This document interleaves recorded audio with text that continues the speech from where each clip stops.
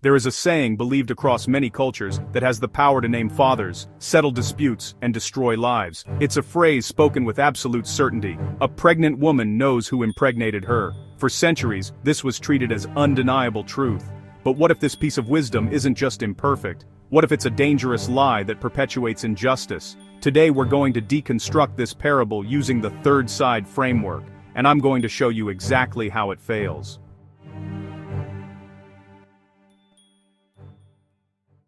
First, let's be fair. Why does this saying exist?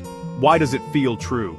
In a world without DNA tests, without modern science, a woman's word was often the best available evidence. She is the one carrying the child. She is intimately aware of her body and her relationships. This saying, in its original context, was an attempt to give her authority and assign responsibility in a complex situation. It comes from a place of trying to create order, but best available is not the same as infallible.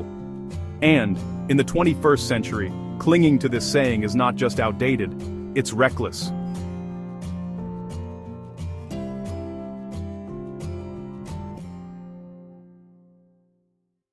Remember our framework? The third side is the objective, verifiable evidence. This parable completely erases it. It says that one person's subjective testimony, side A, is the final word. It leaves no room for the most powerful tool we have for establishing paternity: DNA evidence. A DNA test is the ultimate third side. It is not an opinion. It is not a feeling. It is a scientific fact. To prioritize a saying over a DNA test is to choose folklore over truth. It is a willful rejection of reality.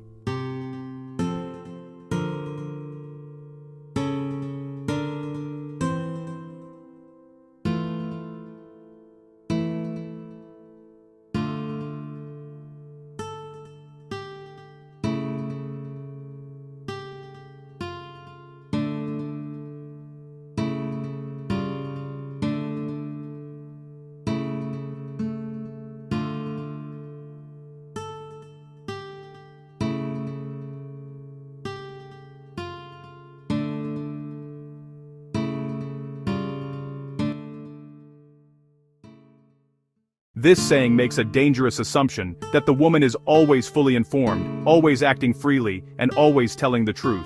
But life is messier than that. What if she is a victim of assault, and shame or fear prevents her from naming the real perpetrator?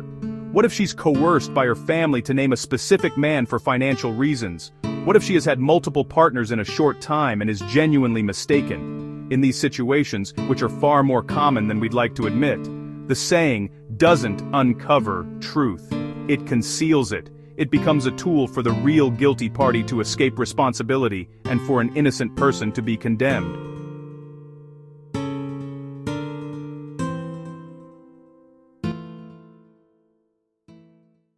You already know my story. I was side B, the accused. My truth was dismissed. Her accusation was side A, treated as gospel because of this parable. But the third side was there all along. The third side was the medical timeline. The baby was born just a few months later, which proved the conception happened before she and I were even together. The third side was the truth about the assault that she initially hid. The chiefs chose the simple, culturally convenient story over the complex, verifiable truth. The cost was a life upended, a family grieving, and a justice system that failed everyone involved.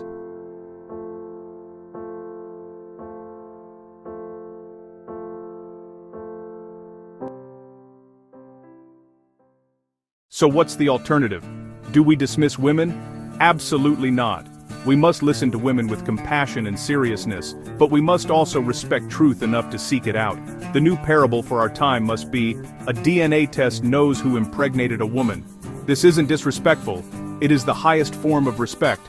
Respect for truth, and respect for justice for all parties involved, including the accused and the child. So, we've deconstructed it. The parable, a pregnant woman knows, fails because it ignores the third side of evidence and makes naive assumptions about human complexity. It's a relic that causes modern harm. This is why the Veritas Project is so important. It's about building tools that force us to look for the third side. Subscribe for our next deconstruction. I want to hear from you. What other cultural sayings do you think need a third side analysis? Leave your suggestions in the comments below. Thank you for watching. It's Gio here. Remember, True justice doesn't come from proverbs, it comes from proof. Always seek the third side.